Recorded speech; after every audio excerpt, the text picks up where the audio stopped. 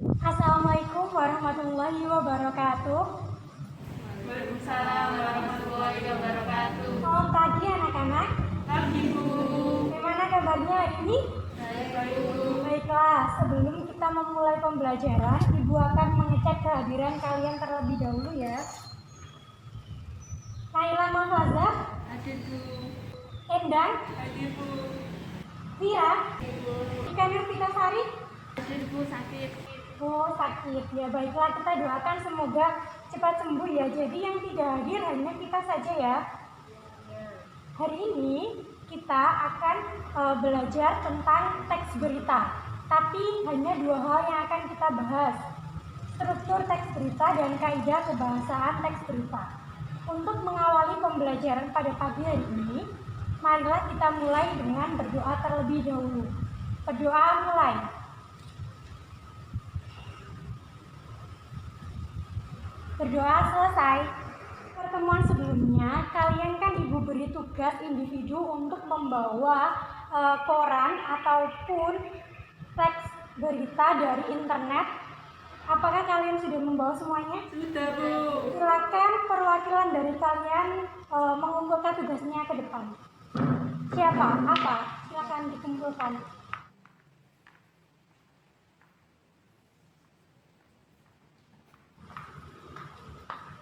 Ibu akan cek dulu. Sudah bisa kembali ya. Baiklah, Ibu akan mereview materi pertemuan sebelumnya tentang pengertian teks berita. Apakah kalian masih ingat pengertian teks berita itu apa? Masih Bu. Iya, kira-kira apa pengertian dari teks berita? Saya Bu. Iya, silakan. Teks berita adalah teks yang melaporkan kejadian atau peristiwa yang bersifat faktual dan aktual. Faktual artinya berupa fakta dan aktual artinya berita tersebut baru. Ya, tepat sekali. Faktual itu berarti fakta, kemudian yang aktual itu berarti baru. Jadi berita itu memang baru atau sedang terjadi. Bisa dipahami ya? Bisa. Untuk unsur-unsurnya, kira-kira masih ingatkah ada apa saja unsur-unsur dari teks berita itu?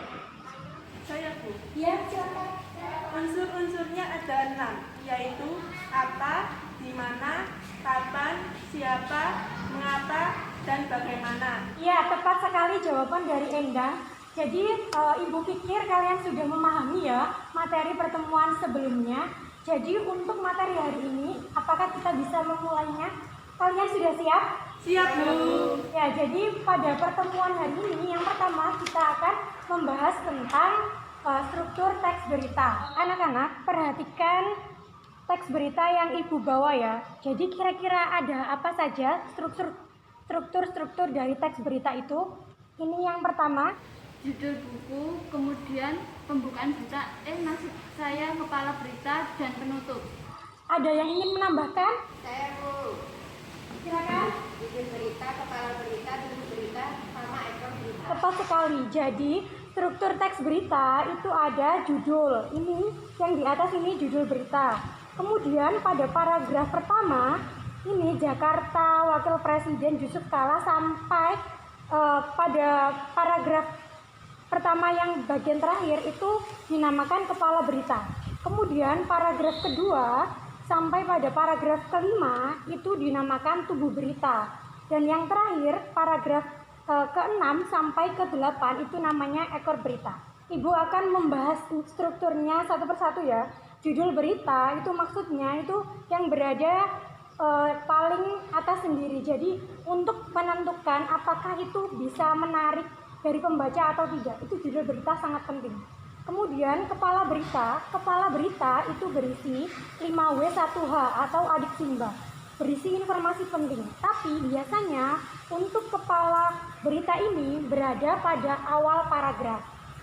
Jadi di awal paragraf setelah judul itu biasanya kepala berita. Kalau tubuh berita itu berada setelah kepala berita. Misalkan kepala berita berada pada paragraf pertama. Jadi tubuh berita itu selanjutnya masih nyambung dengan kepala berita, masih ada kaitannya. Kemudian untuk ekor berita itu adalah paragraf hampir mendekati akhir dari berita itu dan tidak ada kaitannya dengan kepala berita. Jadi kalau kepala berita dan tubuh berita itu masih ada keterkaitan. Misalkan di sini Yusuf Kala ingin mendorong Indonesia berperan aktif dalam mewujudkan perdamaian dunia. Kemudian pada paragraf keduanya atau tubuh beritanya yaitu JK menjelaskan ulama, jadi masih ada keterikatan. Kalau ekor berita langsung konferensi trilateral, jadi tidak ada kaitannya. Apakah bisa dipahami? Bisa, Bu. Bisa ya, untuk strukturnya tidak ada masalah ya. Jadi kita akan melanjutkan pembelajaran selanjutnya, yakni tentang kaidah kebahasaan teks berita. Dalam kaidah kebahasaan teks berita itu ada beberapa. Yang pertama yaitu berita harus menggunakan kalimat atau bahasa baku. Jadi bahasanya itu harus sesuai dengan PUE Biman Umum Ejaan Bahasa Indonesia. Yang kedua, menggunakan konjungsi bahwa. Seperti yang Ibu bawa ini adalah ada teks berita. Ibu contohkan ya. JK pun menjelaskan bahwa Indonesia ingin terus terlibat melakukan proses perdamaian yang inklusif di Afghanistan. Maksud dari kata hubung bahwa adalah kata hubung tersebut menjelaskan. Jadi narasumber tersebut memperjelas atau mempertegas bahwa Indonesia akan terus melakukan proses perdamaian di Afghanistan. Selanjutnya itu ada konjungsi temporal. Maksudnya itu kata hubung yang masih keterikatan dengan waktu kronologis kejadian. Contohnya, selanjutnya, dan kemudian. Untuk yang keempat itu menggunakan keterangan tempat dan waktu.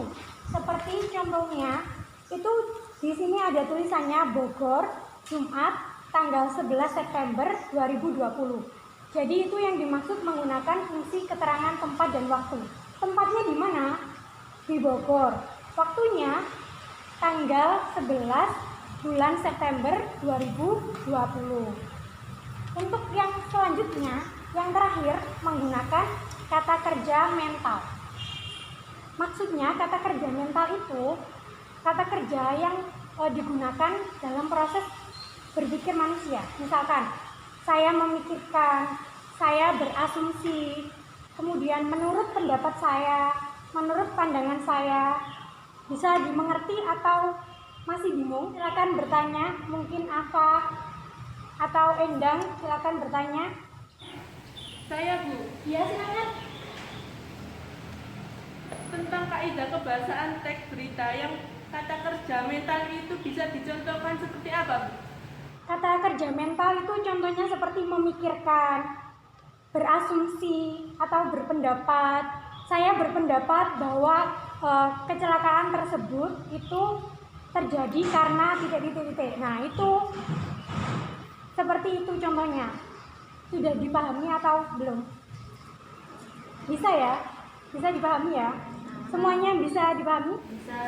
Kalau bisa dipahami, Ibu akan membentuk kalian menjadi dua kelompok. Jadi nanti Endang dan Vira menjadi satu kelompok. Afa tidak apa-apa ya sendiri. Afa menjadi jadi Endang dan Vira satu kelompok satu, Afa kelompok dua. Untuk selanjutnya nanti Ibu akan membagikan media kartu susun seperti ini. Jadi nanti di media kartu susun ini ada teks berita, kemudian kalian di sini ada strukturnya. Kalian pilih strukturnya menurut kalian yang paling tepat. Misalnya ini judul ya. Kalian nanti gunting, kemudian kalian tempelkan pada judul berita. Kemudian misalkan ini paragraf 1, itu kepala berita. Paragraf 1 kalian gunting, kemudian kalian tempelkan pada paparan isi. Bisa dimengerti ya? Bisa, Bu. Bisa ya? Ya. Jadi setelah ini Ibu akan membagikan kartu susun. Ada dua kelompok akan Ibu bagikan yang jadi ini untuk kelompok dan ini untuk kelompok 1. Silakan dikerjakan, waktunya hanya 5 menit. Setelah itu nanti dari perwakilan dua kelompok ini salah satu silakan maju ke depan untuk mempresentasikan hasil dari diskusi kelompoknya. Silakan dikerjakan, waktunya 5 menit dari sekarang.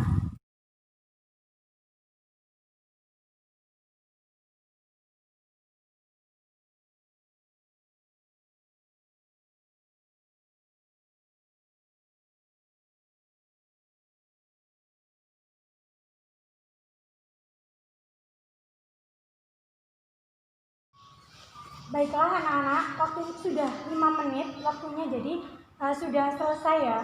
Semuanya apakah sudah selesai? Sudah, Bu. Sesuai dengan kesepakatan tadi, salah satu dari 2 kelompok ini perwakilan silakan maju ke depan untuk mempresentasikan diskusi bersama kelompoknya. Siapa? Ayo Bu, dari kelompok 2. Ya, apa silakan. Assalamualaikum warahmatullahi wabarakatuh. Waalaikumsalam warahmatullahi wabarakatuh. Saya Naila Mafaza dari kelompok 2 akan membacakan kartu susun Langsung judulnya. yang berjudul Narasuri Tak Lagi Superior. Struktur langsung dilanjutkan. Struktur berita paragraf 1. Paparan isi kepala berita. Katalunya, tim MC Laren melakukan perubahan desain mobil MCL33 pada ajang GP Spanyol di sirkuit Katalunya. Tubuh berita, perubahan tersebut tampaknya lumayan berhasil jika dilihat dari hasil latihan bebas pertama di sirkuit Katalunya, Jumat 11.25 malam waktu Indonesia Barat. Pembalap utama McLaren. Ini ekor berita.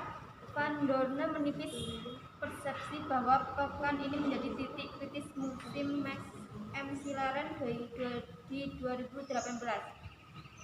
Musim 2018, McLaren tampil lumayan dengan menempati posisi keempat klasemen. Sudah selesai? Sudah. Silakan bisa kembali ke tempatnya. Silakan Afa bisa kembali ya. Tepat sekali ya jawaban dari Afa beserta kelompoknya. Untuk pertemuan selanjutnya siapkan diri kalian untuk melihat dari YouTube bagaimana cara menjadi pembawa berita yang baik. Silakan dilihat-lihat, kemudian nanti kalian membuat video di rumah masing-masing, unggah ke YouTube. Nanti ibu akan melihat dari video kalian yang sudah kalian kirimkan di YouTube. Jadi nanti prakteknya di rumah masing-masing secara daring. Ibu rasa cukup sekian pelajaran pada pagi hari ini. Kurang lebihnya mohon maaf. Semoga pembelajaran hari ini bermanfaat untuk kalian semua. Sebelum kita akhiri pembelajaran pada pagi hari ini, marilah kita berdoa terlebih dahulu. Berdoa mulai. Berdoa selesai.